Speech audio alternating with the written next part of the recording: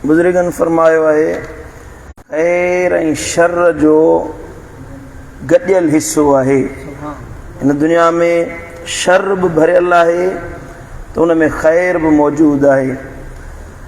खैर वारा मानू खैर के सुञाणे शर मां जुदा कंदा आहिनि। भला मानू खैर के सुञाणींदा आहिनि ऐं भलाई के पसंद कंदा आहिनि। ऐं बुछड़ा मानू बुरियुनि शयुनि के पसंद करे उन्हनि बुछड़ियुनि शयुनि सां मोहब्बत रखंदा आहिनि।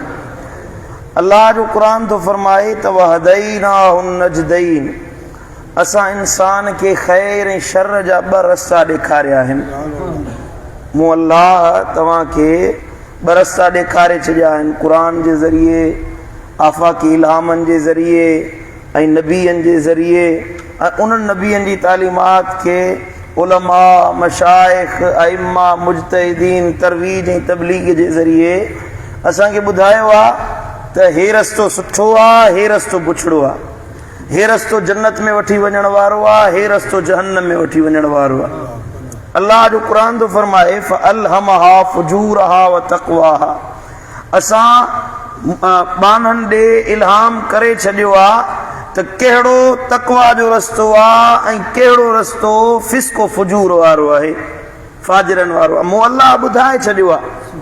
हाणे तव्हांजे मथां आहे त तव्हां उन खैर जे कम में, भलाई जे रस्ते ते केतिरो पाबंदी सां अमल करे ॾेखारियो था। ॻाल्हि सम्झो था, हाली कोन था सम्झो? बुराई जो रस्तो बज़ाहिर माण्हू खे आसान लॻंदो आहे, छो त शैतान उन बुरे कम खे ॿारनि जे लाइ संवारे, सुधारे, सुहिणो करे पेश कंदो आहे। उहो बज़ाहिर सुठो लॻंदो आहे, वणंदड़ लॻंदो आहे। ऐं ख़ैर जो कमु बज़ाहिर मुश्किल लॻंदो आहे, उन में ॾुखियायूं महसूसु थींदियूं आहिनि। मिसाल तौरु हिकिड़ो माण्हू सही मुंहिंजा ज़िना करे थो, बज़ाहिर उनखे उन में लज़त मिलंदी, उन में दिलि जी ख़ुशी मिलंदी, पर उहा वक़्ती लज़त आहे, पर उन में हमेशह हमेशह जा अज़ाब आहिनि। रोज़ो आहे उन जे मुक़ाबले में रमज़ान जो रोज़ो, बज़ाहिर बुख खाइणी थी पवे, उन सहणी थी पवे, पंहिंजो पाण खे घणियुनि ॻाल्हियुनि खां रोकणो थो पवे। बज़ाहिर मुश्किल आहे, पर नतीजो उनजो अल्लाह ताला जो दीदार आहे। अल्लाह तो फरमाए पोइ हाणे इहो फअल्हमहा फुजूरहा व तक़वाहा, मूं अल्लाह तव्हांखे ॿई रस्ता ॾेखारिया आहिनि। हदैनाहुन नजदैन, ॿई रस्ता तव्हांजे लाइ वाज़े आहिनि। हाणे ॾिसूं त तव्हां मां केरु आहे जेको खैर जी वाट वठण वारो आहे। अल्लाह जो क़ुरान तो फरमाए वलिकुल्लिन विजहतुन हुवा मुवल्लीहा, हर हिक लाइ हिकु रुख़ आहे, हर हिकु माण्हू लाइ हिकु पासो आहे जॾहिं उहो मोह मोड़े थो। फस्तबिकुल खैरात, पोइ नेकियुनि में अॻराई कंदा आहिनि उहे माण्हू जेके खैर ॾे मोह करण वारा हूंदा। सम्झो था? फमन यअमल मिस्काल ज़र्रतिन खैरन यरह, और अल्लाह जो क़ुरान तो फरमाए पोइ जंहिं ज़र्रे बराबरि खैर जो कमु कयो न, उनखे मां अल्लाह उनजो अजुर ॾेखारींदुसि। पोइ वारीअ जे ज़र्रे जेतिरो खैर जो कमु छो न हुजे, वारी जे ज़र्रे जेतिरो भलाई जो कमु छो न हुजे, अल्लाह तो फरमाए मां अल्लाह उनजो बि अजुर ॾींदुसि, उनजो बि इनाम ॾींदुसि, उनजे लाइ तव्हांखे भलाई नसीब कंदुसि। पोइ हे ईमान वारो, रब तो फरमाए वफ़अलुल खैर लअल्लकुम तुफ्लिहून, पोइ नेक कम कयो, घणा नेकी जा कम कयो, घणियूं भलाई जूं ॻाल्हियूं अपनायो, घणा खैर वारा कम कयो, अल्लाह तव्हांखे कामयाब करे छॾींदो। हिन आयत मुबारका में अल्लाह जो क़ुरान तो फरमाए त कामयाबी, इज़त दुनिया दौलत गॾु करण में न आहे, पैसो जायदाद ठाहिण में न आहे, माल मिल्कियत या उहिदे ते फ़ाइज़ थियण में न आहे। इज़तूं दुनिया जे हुसूल सां हासिल कोन थींदियूं आहिनि, या मर्तबा मक़ाम दुनिया जे घणाई सां कोन थींदा आहिनि। घणा माण्हू आहिनि जिन वटि पैसे खां सवाइ ॿी का शइ आहे ई कोन्हे का। हिकिड़ो शइ पैसो आहे, पैसो मता आहे, माल आहे, थोरो सामान आहे। ज़िंदगी में ॿिया बि मामलात आहिनि, ॿिया बि घणा मामलात आहिनि जिन खे अपनाइण ज़रूरी हूंदो आहे, रुॻी पैसो न आहे। अल्लाह जो क़ुरान तो फरमाए तव्हां नेकियूं कयो, तव्हां खां वधीक ॿियो को कामयाब इंसान हूंदो ई कोन। सुभान अल्लाह। तकुफ़ शर्रक अनिन नास, पोइ ख़ैर कीअं हासिल कयूं, ख़ैर जो रस्तो छा आहे, कीअं ख़ैर हासिल कयूं? नबी साईं तो फरमाए तकुफ़ शर्रक अनिन नास, माण्हुनि खे पंहिंजे शर खां रोके छॾ।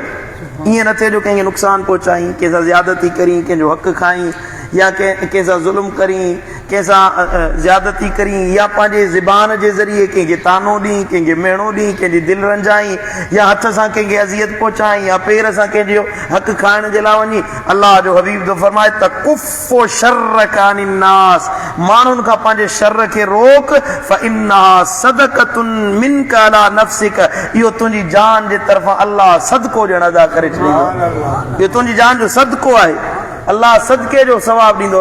मिसाल तौरु हिकिड़ो माण्हू आहे जंहिंखे मौक़ो मिले थो कंहिंखे तानो ॾियां, कंहिंखे मेणो ॾियां, ईंदो आहे न केॾी महिल कचहरी कंदे कंदे अचानक मौक़ो अची वियो त हुनखे सिंधी में चवंदा आहियूं भोग था कयूं, चर्चो था हणूं, ईअं चवंदा आहियूं न, अब भोग ऐं चर्चो था कयूं। हालांकि उहो भोग चर्चो न हूंदो आहे, उहो अज़ियत जो बाहिस बणिबो आहे, माण्हू जी दिलि में तकलीफ़ पहुचाइण जो सबबु बणिबो आहे। तव्हांखे मौक़ो मुयसर आहे, तव्हां हुन ॻाल्हि खां रुकिजी वञो। मदीने वारो साईं थो फरमाए इन में तव्हांजे लाइ अजर ऐं सवाब आहे। मन दल्ल अला खैरिन फलहू मिस्लु अजरि फाइलिही, जेको भलाई नथो करे पर रुगी भलाई जो ॾस ॾे न, अल्लाह ताला उनखे सुठे कम करण जेतिरो अजर ऐं सवाब था फरमाईंदा। तव्हां भलो कम पाण नथा करे सघो पर ॿिए कंहिंखे रुगी ॾस ॾियो। मिसाल तौरु हिकिड़ो तव्हांजे पाड़े में ग़रीब ऐं मिसकीन माण्हू आहे, बेवा आहे, या कोई यतीम आहे, को मिसकीन आहे, तव्हां वटि पहुच न आहे त तव्हां हुनजी मदद करे सघो, तव्हां हुनजी सहायता करे सघो, हुनजी मदद करे सघो, हुनजी उहो जे लाइ इक्तिफ़ा करे सघो, हुनजी किफ़ारत करे सघो। तव्हांजो वस नथो हले, तव्हां ॿिए कंहिंखे चओ, वस वारे खे, अहिड़े माण्हू खे जेको किफ़ालत करे सघे थो। अबा असांजे पाड़े में हिकिड़ो मिसकीन आहे, हिकिड़ो यतीम आहे, हिकिड़ो ग़रीब आहे, या का बेवा आहे, हुनजी मदद कयो, तव्हां ॾस ॾियो। मदीने वारो साईं फरमाए थो उहो जेकॾहिं अमल करे त अल्लाह ताला अमल जेतिरो अजरो न ॾस ॾियण वारे खे अता फरमाईंदो। जे तव्हां ख़ैर नथा करे सघो त रुॻी ख़ैर पखेड़ण वारा थियो, माण्हुनि खे ख़ैर ॿुधाइण वारा थियो, माण्हुनि खे ख़ैर जो ॾस ॾियण वारा थियो, अल्लाह ख़ैर जेतिरो तव्हांखे अजर ऐं सुभान अल्लाह। खैरुकुम मन युरजा खैरुहु व युमनु शर्रुहु, मदीने वारो साईं तो फरमाए तव्हां मां बहितरीन माण्हू उहे आहिनि जंहिंमें भलाईअ जी उम्मीद रखी वञे। तव्हां में भला माण्हू उहे आहिनि जिन में भलाईअ जी उम्मीद रखी वञे ऐं माण्हू उनजे शर खां महफ़ूज़ रहनि। भलो केरु आहे, बहितरीन माण्हू केरु आहे? असां चवंदा आहियूं न हे फलाणो भलो आहे जो कंहिं पीर जो पुटु आहे, कंहिं मौलवी जे घर में पैदा थियो आहे, या को ऑफिसर जे घर में ॼाओ आहे, या साईं मुंहिंजा हे को वॾो ख़ान साहब आहे, नसब आहे, हसब आहे, पैसो आहे, दौलत आहे, असां उन जे हिसाब सां माण्हू जी भलाई तलाश कंदा आहियूं। मदीने वारो साईं तो फरमाए न, तव्हां मां भला माण्हू उहे आहिनि, खैरुकुम, तव्हां में भलो माण्हू उहो आहे जंहिंमें माण्हू भलाईअ जी उम्मीद रखनि। सभिनी खे छॾे यार हिन माण्हू में आसरो आहे, हे माण्हू असां सां चङाई कंदो।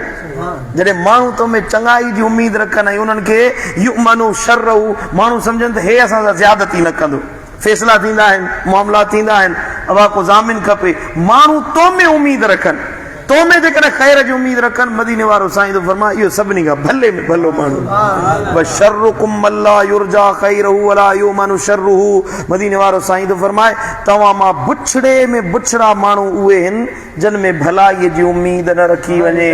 आसरो ई बाबा हिन माण्हू में त आसरो ई न आहे, हिन में फ़ैसिलो थिए, मामलात थियनि, या ज़िंदगी जा वापार आहिनि, ख़ानदानी मामलात आहिनि, घरेलू मामलात आहिनि, माण्हू चए यार हिन में चङाई जी उम्मीद न आहे ऐं वाक़ियतन माण्हू सां उहो बुरो अमल करे, उनजे शर खां माण्हू महफ़ूज़ न रहनि। मदीने वारो साईं तो फरमाए इहो सभिनी खां बुछड़े में बुछड़ो माण्हू आहे। अल्लाह ताला शल पनाह में रखे। अञा मिठा पंहिंजो पाण खे ख़ैर वारनि में शामिल कयो, सम्झो था। माण्हू चवंदो आहे त मां भलो थियां, माण्हुनि में भलाई जी नज़र सां ॾिठो वञा, माण्हू मुंहिंजी इज़त कनि, पाण माण्हू ईअं चवंदो आहे। हक़ीक़त इहा आहे त माण्हू खे इहो गौर फ़िक्र करणु घुरिजे त अल्लाह जी नज़र में मां भलो आहियां की न कोन आहियां।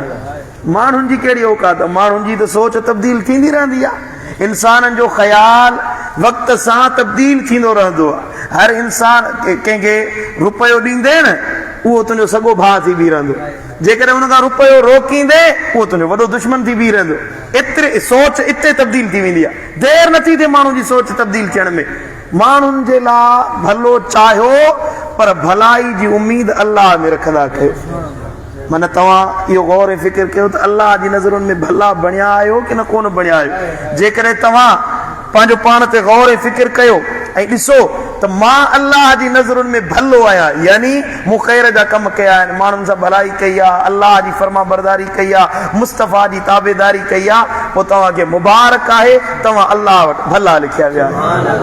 जेकॾहिं अंदर में का बुराई रहिजी वई आहे, को बुरो कमल रहिजी वियो आहे त हुन ते तौबह ताइब थियो, अल्लाह खां माफ़ी वठो ऐं अल्लाह खे अर्ज़ु कयो त मौला असांखे उन रस्ते ते हला जंहिंमें तुंहिंजो चाहत हुजे, तुंहिंजे नबी जी चाहत हुजे। अल्लाह ताला शाल अमल जी तौफ़ीक़ नसीब फरमाए।